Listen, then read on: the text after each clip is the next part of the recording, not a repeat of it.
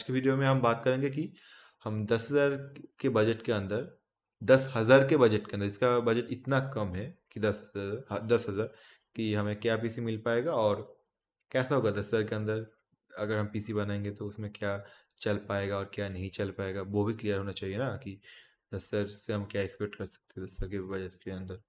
और शुरू करते हैं आज का वीडियो।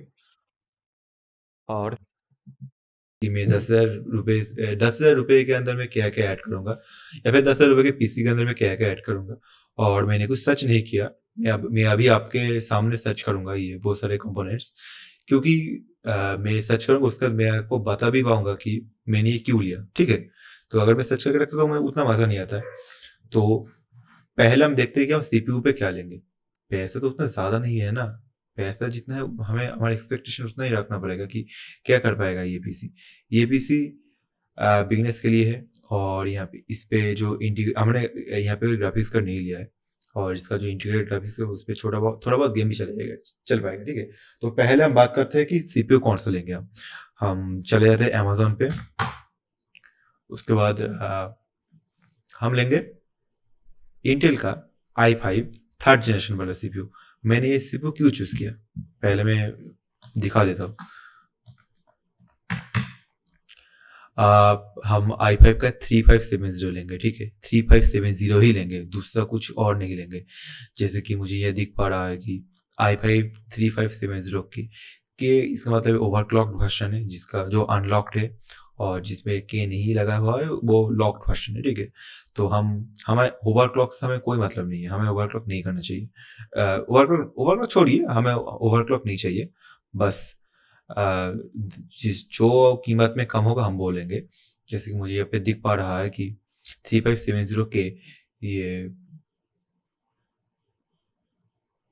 हमें कम में मिल रहा है, तो हम ये लेंगे। ठीक है, और मुझे एक बात का मैं एक बार सर्च करके दिखा देता हूँ। ठीक है, कि इस पे इंटीग्रेटेड ग्राफिक्स HD 4000 मिल रहा है या फिर HD 2500 मिल रहा है। ये मुझे भी डाउट है कि कितना कितना मिलेगा i5 का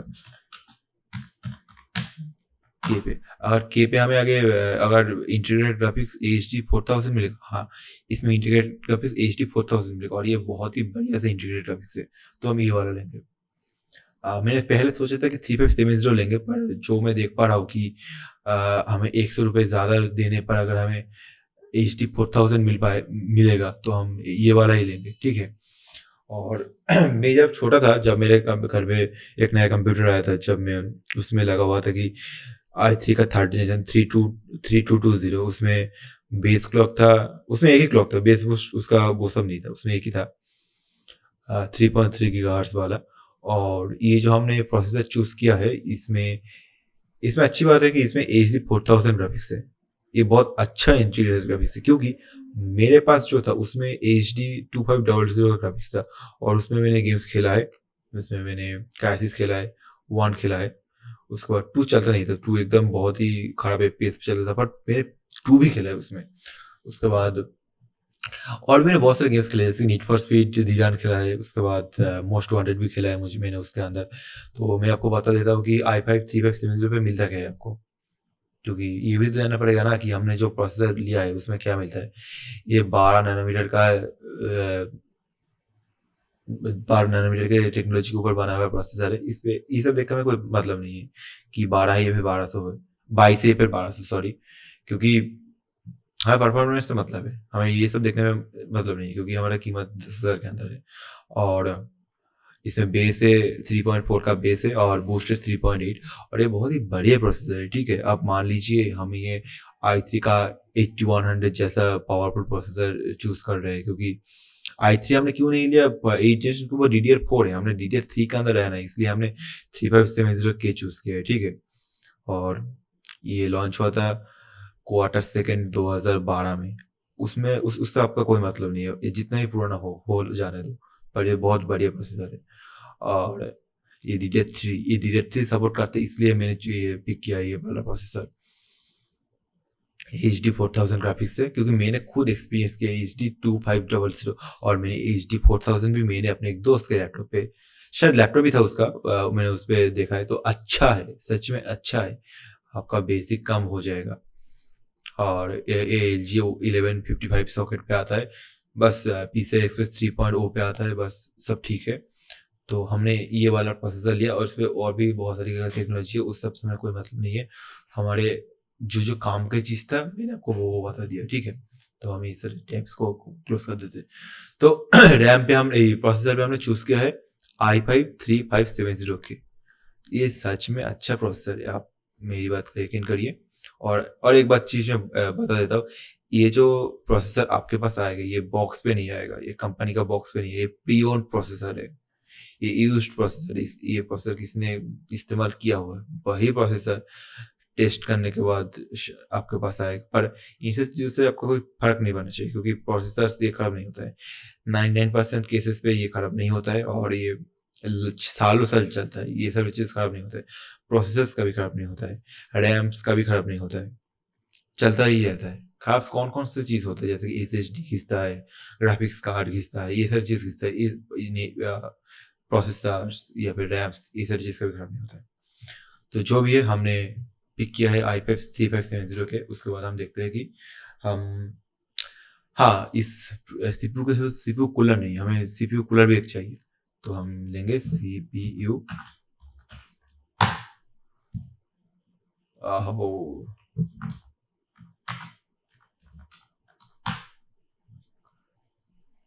हम एक सस्ते सा CPU कूलर लेंगे, ठीक है, क्योंकि बजट उतना नहीं है। हाँ, तो ठीक है, फ्रॉन्टेक का ही ले लेते हैं, क्योंकि ये वाला अगर हम कूलर लेंगे तो ये लग जाएगा प्रोसेसर के ये मदरबोर्ड के अंदर डायरेक्टली लग जाएगा और आसानी से लग जाएगा। तो हम वैसे 10 रुपये ज़्यादा है ये, पर इसका रेटिंग थोड़ा ज़्यादा है, तो हम यही लेते हैं, ठीक है। एक ही फ्रॉन्टेक लो या फिर जियोनिक्स लो, एक ही सा है। तो बस ये एक बेसिक कूलर है, इसमें कोई तामझाम नहीं है और तामझाम करने की ज़रूरत भी नहीं, ज़्यादा शोबाजी में जाने की भी कोई ज़रूरत नहीं। और हम एक काम करते हैं, कैलकुलेटर ओपन कर लेते हैं पास में, आसानी होगी हमें कैलकुलेट करने में कि कितना बजट जा रहा है। तो इसके बाद हम रैम लेंगे और CPU कूलर हो गया, CPU हो गया, उसके बाद हम रैम पे आते हैं।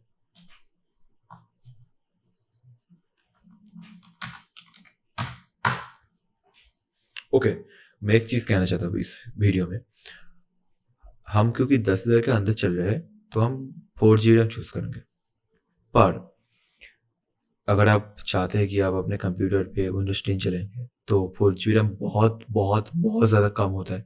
चल तो जाएगा विंडोज 10 उसमें 4GB रैम के अंदर, पर आपको लैग का आपको लैग और स्टटर का सफ़र करना पड़ेगा आपके कंप्यूटर पे, क्योंकि होता है 4GB रैम बहुत कम है। पर अगर आप स्ट्रिक्ट 10,000 के ही अंदर चल रहना चाहते हैं तो आप 4GB रैम भी ले सकते हैं। आपका कोई ऐसा नहीं है कि कंप्यूटर नहीं चलेगा, चलेगा पर अच्छा नहीं चलेगा, ठीक है। तो हम क्या करेंगे, हम एक 4GB रैम ऐड करेंगे और उसके साथ एक हमने किसका लिया, EVM का, देखते हैं और क्या है। और अब हम एक 16GB रैम भी ऐड करेंगे, जिससे कि मैं आपको ये बोल सकूँ कि अगर आप अपने बजट को थोड़ा स्ट्रेच करना चाहेंगे तो आपको कितना करना पड़ेगा, ठीक है। तो मैं एक लिक्विड रख देता हूँ आपके लिए। तो बस उतना कोई ब्रांड के ऊपर नहीं जाएंगे हम, ये EVM का ले लिया हमने और एक कंसिस्टेंट का देखता हूँ थोड़ी बहुत कंसिस्टेंट का ही ले लेते हैं, क्योंकि 4.7 का रेटिंग भी है, 4.7 thousand लोगों ने खरीदा है, सॉरी 4.7 thousand लोगों ने रेटिंग किया है इसे फोन। तो खरीदा कितने लोगों ने, बहुत से लोगों ने खरीदे, तो ले लेते हैं कंसिस्टेंट का। पर ऐसा नहीं है कि मैं कंसिस्टेंट को रिकमेंड करता हूँ। क्रूशियल मेरे लिए सबसे बेहतर रैम है, क्रूशियल, या फिर मतलब जिससे माइक्रॉन का चिप बहुत अच्छा होता है, माइक्रॉन का चिप है या फिर सैमसंग का चिप है। तो इन सब चिप के अंदर आता है, क्रूशियल आता है, किंगस्टन आता है, उसके बाद और भी आता है, कुछ चीज के लिए भी आता है, जो भी है। पर अब हमारा बजट कम है तो हम यही लेते हैं, ये भी अच्छा है, ऐसा नहीं है कि अब कंप्यूटर नहीं चलेगा, अच्छा है ये भी। अच्छा नहीं बोल सकता हूँ मैं इन सब चीजों को, अच्छा नहीं है, पर हाँ ठीक है। और अगर आपको अच्छा चाहिए तो एक बार मैं देखता हूँ फ्लिपकार्ट पे, अगर फ्लिपकार्ट का मुझे मिल जाएगा तो, अगर मुझे क्रूशियल मिलता तो मैं क्रूशियल ले लेता। उसमें अगर महंगा देना, अगर मुझे पैसे ज़्यादा देना पड़ता है तब भी मैं हाइनिक्स का ले सकते हैं। मुझे हाइनिक्स, देखिए हाइनिक्स का नाम है, ये बात है कि हाइनिक्स का नाम है, तो हम ईवीएम या फिर कंसिस्टेंट की जगह हम हाइनिक्स लेंगे। अगर हमें इसी बजट में हाइनिक्स मिल जाएगा तो मैं हाइनिक्स का एक 8 GB का स्टिक ऐड करता हूँ। ये 1600 मेगाहर्ट्ज का है, और मैं एक ऐड करूँगा हाइनिक्स का 1600 मेगाहर्ट्ज का। तो मैं ये जो रैम स्टिक है दो, मैं इसे कैंसिल करके देता हूँ। मैं उसके बदले मैंने 2 हाइनिक्स का स्टिक ऐड किया है, और क्योंकि मैं चाहता हूँ कि नॉन ब्रांड्स के अंदर ही मैं रहना चाहता हूँ, ठीक है, मैं कोई अननोन ब्रांड्स के ऊपर मैं जाना नहीं चाहता।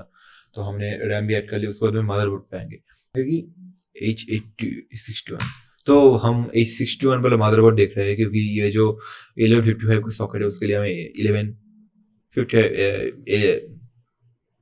H61 मदरबोर्ड लगेगा, ठीक है। तो फॉक्सिन का हम ले लेते हैं H61 वाला मदरबोर्ड, क्योंकि इसमें ना NVMe स्लॉट भी है, मुझे ये पसंद आया इस प्राइस पे। तो इस मदरबोर्ड के बारे में मैं थोड़ी बहुत चीज़ें बोल देता हूँ। तो इस पर देख सकते हैं कि सीपीयू का वो 4 पिन कनेक्टर आता है, क्योंकि ये बेसिक वाला मदरबोर्ड है तो ठीक है। और उसके बाद 2 रैम स्लॉट भी आता है, DDR3, उसके बाद ये SATA 3, तीनों पोर्ट आता है। उसके बाद में मुझे दिख रहा है कि एक वो फ्रंट USB 3 वाला कनेक्टर वो भी आ रहा है इसके साथ, और PCI 3.0 का जो एक 16 वाला लेंस है वो भी आ रहा है। एक M.2 NVMe स्लॉट है इसके अंदर। ये खास बात लगी मुझे, क्योंकि मैं देख रहा था कि इसके अंदर वो ये देखिए NVMe SATA M.2 स्लॉट है, मुझे पसंद आया ये वाला मदरबोर्ड, तो हम ये लेंगे, ठीक है।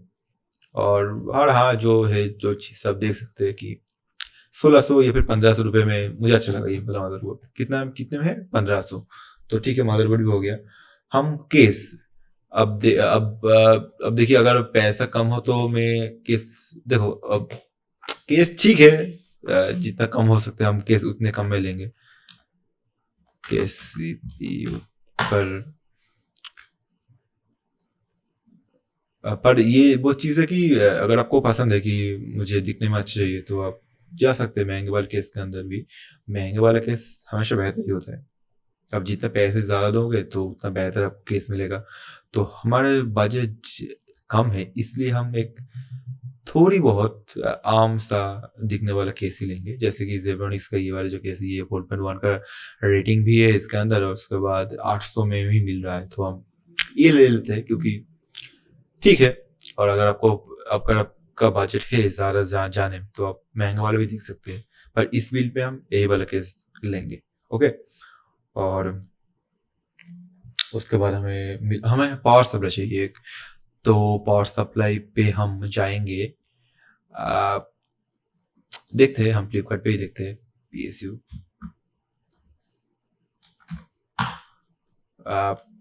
कोशिश करेंगे कि कोई अच्छा वाला पावर सप्लाई पे जाने का, पर हमारा बजट बहुत कम है, इसलिए ठीक है, एक ठीक ठाक सा पावर सप्लाई पे जाने की कोशिश करेंगे हम।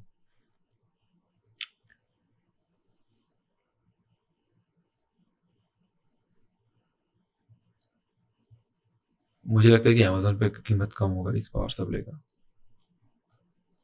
हम अमेजोन पे देख लेते हैं एक बार। और हम जो जो चीज़ खरीद रहे हैं, इसमें सिर्फ जो CPU आएगा वो ही आपको ओपन बॉक्स मिलेगा और रिफर्बिश्ड मिलेगा। उसके बाद उसके अलावा हमने जो जो चीज़ें हमने लिया है या फिर सिलेक्ट किया है, बहुत सारी चीज़ नया है, ठीक है। क्योंकि पुरानी चीज़ों पे जाने का कोई मतलब नहीं बनता। पुरानी चीज़ों के ऊपर मैं बात नहीं करूँगा, क्योंकि मुझे उतना पसंद नहीं है पुराने वाली चीज़। हाँ, मैं ये वाला देख रहा था कि जो सर्कल का ये जो है ना, देखिए ये उतना ठीक ठाक सा पावर सप्लाई है हमारे बिल्ड के हिसाब से। मैं ये नहीं बोलूँगा कि यह 80+ गोल्ड है या फिर प्लेटिनम है, वो सब तो नहीं है। वो सब तो 5-6 हज़ार रुपये भी नहीं मिलेगा, पर ठीक है, हमने हमारे बिल्ड का जो ओवरऑल कीमत है वो 10,000 के अंदर हम रखने की कोशिश कर रहे हैं, तो उसके हिसाब से ठीक है। 840 का एक पावर सप्लाई भी हमें मिल गया। उसके बाद हम देखेंगे स्टोरेज पे भी हमें तो देखना पड़ेगा ना, कि हम स्टोरेज पे हार्ड डिस्क नहीं लेंगे, हम SSD ही लेंगे। क्योंकि वो हार्ड डिस्क इतना स्लो है कि, तो स्टोरेज पे मैं 2 स्टोरेज लूंगा। एक लूंगा 128 का। मैं 128 स्टोरेज इसलिए ऐड कर रहा हूँ क्योंकि हमारा बजट 10,000 के अंदर ही रखना पड़ेगा, इसलिए मैं 128 का स्टोरेज ले रहा हूँ। पर अगर आपका बजट ज़्यादा होगा तो आप इसमें 700-800 रुपये ज़्यादा देंगे तो आपको 256 स्टोरेज मिल जाएगा। मैं पूरी तरीके से मैं रिकमेंड करता हूँ कि आप 256 स्टोरेज के साथ ही जाइए, क्योंकि 128 GB स्टोरेज बहुत कम होता है, बहुत कम। देखिए, मैं जो 4 GB रैम मैंने लिया है, बस मैं इसलिए लिया है कि जिससे कि हमारा बजट कम रहे और 10,000 के अंदर हम कर पाए, ठीक है। क्योंकि अगर हम ज़्यादा लेंगे, ज़्यादा बढ़ाते जाएंगे तो खत्म नहीं होगा ना, बढ़ाते ही चले जाएंगे। तो इस वजह से देखिए, कंसिस्टेंट ये जो ब्रांड है, मैं ऐसा नहीं है कि बहुत बढ़िया ब्रांड है, मुझे ये ब्रांड बिल्कुल ही पसंद नहीं है, पर हमारा बजट कम है। मैं इसलिए बोल रहा हूँ कि कंसिस्टेंट, क्योंकि अगर हम नॉन ब्रांड पे जाएंगे तो इस समय SSD का प्राइस इतना ज़्यादा है, तो आराम से आपका 128 GB का स्टोरेज 3,500-4,000 रुपये ले लेगा। फिर 250 स्टोरेज पे जाएंगे तो आपको 5,000 रुपये ले लेगा। तो इसलिए हम थोड़ी सी कम नॉन ब्रांड या फिर कम रिलायबल ब्रांड के साथ जा रहे हैं। पर मैं दिल से ये सब चीज़ें रिकमेंड नहीं करता हूँ, क्योंकि बजट 10,000 है, इसलिए मैं रिकमेंड कर रहा हूँ ये सारी चीज़ें, नहीं तो मुझे ये सब चीज़ पसंद नहीं है। पर ये ऐसा चीज़ नहीं है कि ये बहुत ही बेकार सी चीज़ है, नहीं चलेगा, बस वो बात नहीं है। 10,000 में ये बहुत अच्छा है, और मैं 10,000 रुपये के नज़र से देखूंगा ना तो बहुत अच्छा मिलेगा, बहुत अच्छा मिलेगा। यही बात, बस यही है कि बजट कितना है आपके पास। जैसे कि देखिए ना, 500 से भी क्रूशियल पे अगर हम जाएंगे तो 9,500 क्रूशियल, आंख बंद करके हम बात कर सकते हैं क्रूशियल के ऊपर। बस कीमत ही इतनी है कि 500 GB का दाम है कि 9,500, वही वाला बात है ना। और यही अगर हम वो कंसिस्टेंट पे देखेंगे तो वो 5,500 दे रहा है, 4,000 का कीमत है, सीधा साधा। दोनों ही 60 SSD है। बस बात भाई, बस बात यही है। तो हमने एक कीबोर्ड माउस का भी कॉम्बो ले लेते हैं, क्योंकि कीबोर्ड माउस जो है ना, उस तरह मॉनिटर भी देखेंगे कि मॉनिटर हम कितने में। देखिए, हम एक आम सा सीधा साधा कीबोर्ड माउस का कॉम्बो लेंगे, इसमें कोई तामझाम करने वाली चीज़ नहीं है, बस काम चलने वाली चीज़ है। तो 350 में उतना कुछ मैं नहीं देख रहा हूँ कि इसमें क्या मिलेगा, उतना और इतना क्या मिलेगा या फिर नहीं। बस आपका तो काम चल जाएगा ना, हमें परफॉर्मेंस के ऊपर नज़र देना है। तो हम लोग उसके ऊपर उतना ज़्यादा ना भी देखे तो भी चलेगा। तो बस ठीक है, एक USB powered wired keyboard mouse का कॉम्बो, तो चलो ठीक है। और बस हो गया। और आखिर पे हम मॉनिटर देखेंगे। तो देख लेते एक मॉनिटर, उसके पहले हम कैलकुलेट कर लेते हैं कि हमारा बजट कितना हुआ है, ठीक है। तो मैं आपको बता सकूंगा कि कितना चाह रहा है।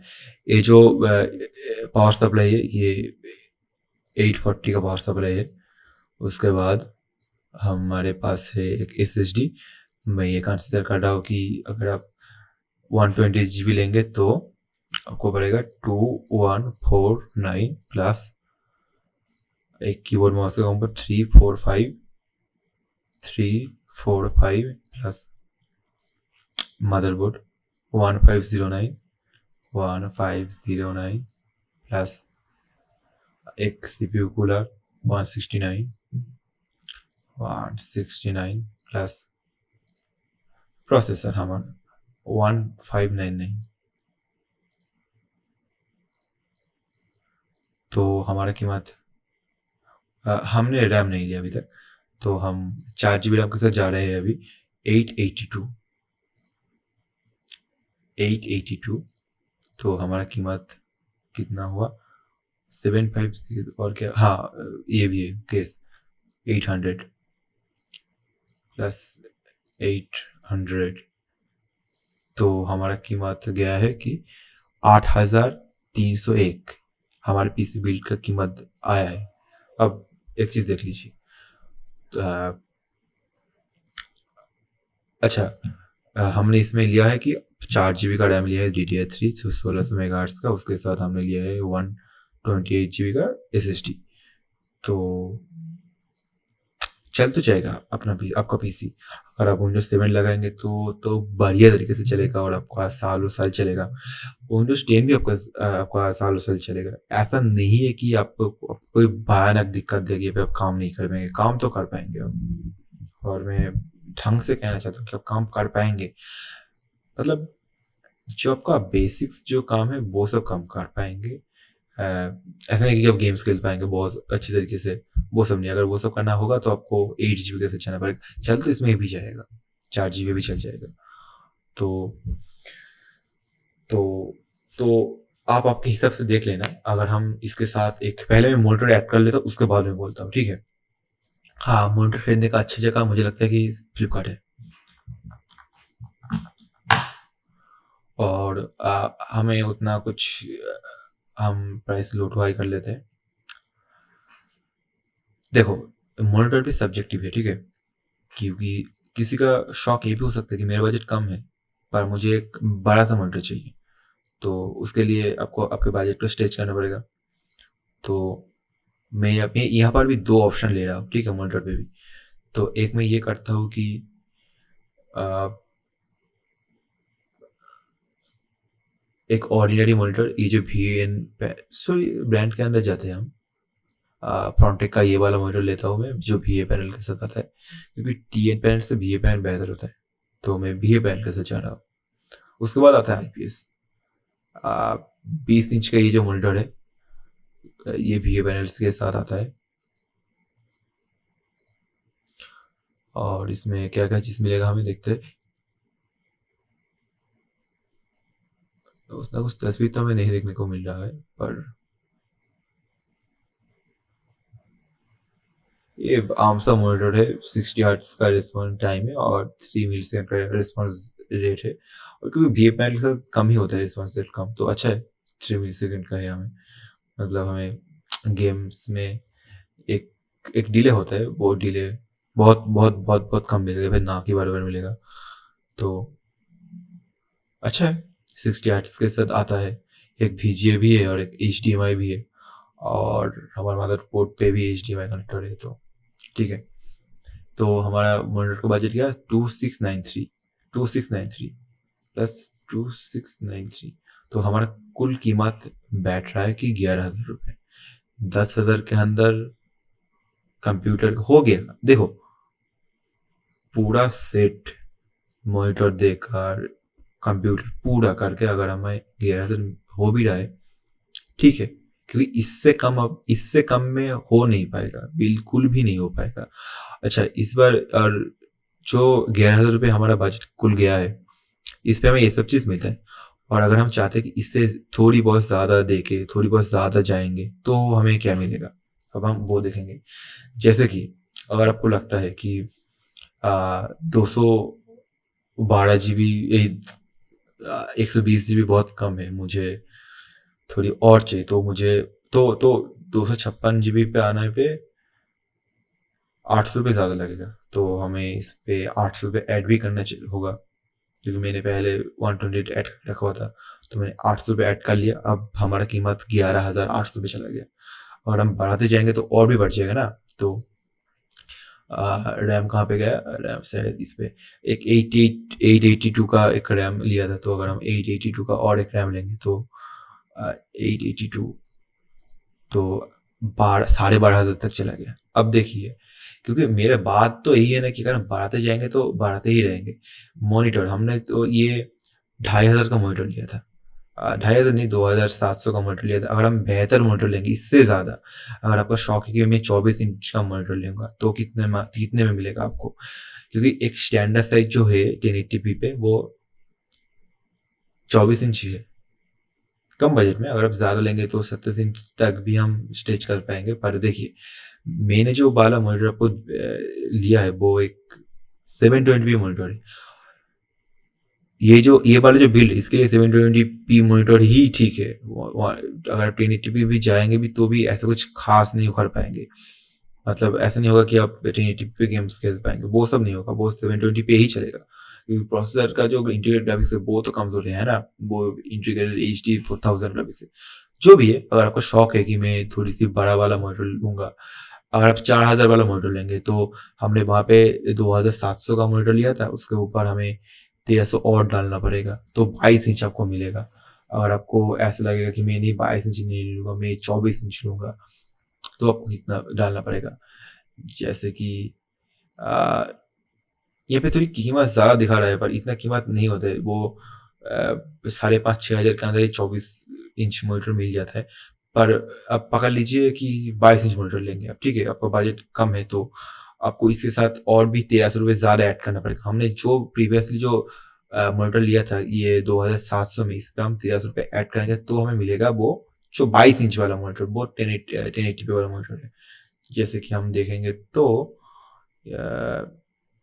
जेबरॉनिक्स का ही देख लेते, क्योंकि हमने पिछली बार फोनटेक का लिया था, तो जेबरॉनिक्स का देख लेते। ये एक 22 इंच का 1080p वाला मॉनिटर है। इस पे भी आपको HDMI पोर्ट और एक वो VGA वाला पोर्ट मिलेगा, और ये यहाँ पे लिखा हुआ है कि फुल IPS पैनल है, तो हम ये भी यही मानेंगे कि ये फुल IPS पैनल है। और ठीक है, और एक चीज़ मैं बता देता हूँ, TN पैनल से अच्छा होता है VA पैनल, और VA पैनल से अच्छा होता है IPS पैनल। ओके, और एक बात आप समझ लीजिए, 6,000 में जो IPS पैनल आएगा और 16,000 में जो IPS पैनल आएगा, उसमें ज़मीन आसमान का फर्क होगा।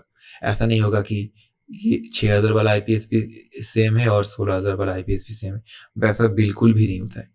तो जितना पैसा आप डालते जाएंगे उतना बेहतर आपको मिलता जाएगा। यही वाला लॉजिक हर एक जगह पे काम करता है।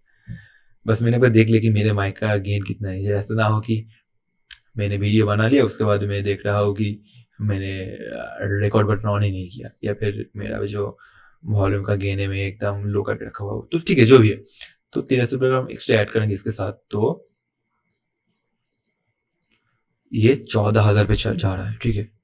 पिछले बार मैंने बोला है कि मैंने 11,000 रुपये के अंदर मैंने सब कुछ ऐड कर दिया, पर ये जो वाला जो अगर आप थोड़ा सा बेहतर लेना चाहेंगे तो अब 14,000 पे जा रहा है। अच्छा, अब मैं आपको एक ऑप्शन देता हूँ, आप 14,000 में बड़ा मॉनिटर लेंगे, 8 GB रैम लेंगे, या फिर थोड़ी बहुत ज़्यादा स्टोरेज लेंगे, या फिर आप ये वाला जो एक्स्ट्रा 3,000 रुपये डाल रहे हैं वो परफॉर्मेंस का अंदर घुसाएंगे। आपके लिए कौन सा सही है ये आपको चूज करना पड़ेगा, ठीक है। इसलिए मैंने बोला है कि ऐसा नहीं होगा कि एक ही बिल्ड होगा ये 10,000 रुपये के अंदर, ऑप्शंस बहुत ज़्यादा है।